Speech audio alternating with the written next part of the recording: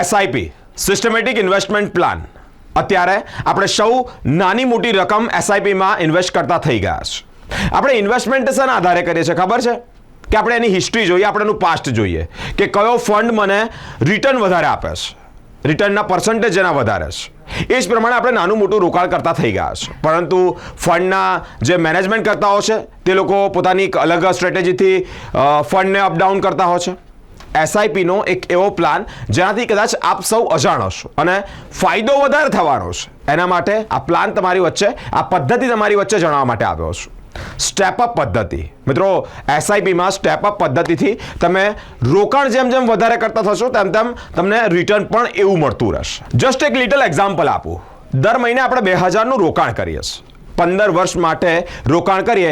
Normal રિટર્નનો percentage તમને સરેરાશ કાઢીને કહું તો 12% લખીએ ત્યારે આપણને લોકો ગણાવતા હોય છે. એટલે કે બેંકમાં જે એસઆઈપીને જે કરતા ધરતા હોય એ લોકો આપણને એવું કે નોર્મલ 12% ગણો. હવે એ પ્રમાણે આપણે ગણતરી રાખીએ તો દર મહિને 2,000નું રોકાણ કરીએ તો આપણને 15 વર્ષના અંતે 10 લાખ મળે છે. 3,60,000ના રોકાણમાં આપણને 10 લાખ રિટર્ન મળે છે. તો એમાં હું 10%નો વધારો કરું છું.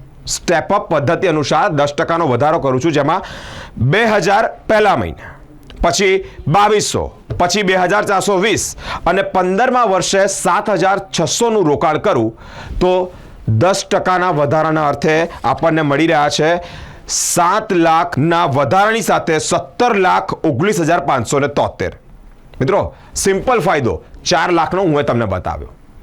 જે પ્રમાણે પહેલા આપણને 2000ના કમ્પેરમાં 2000ના રોકાણમાં આપણને પ્રોફિટ થતો હતો 10 લાખનો.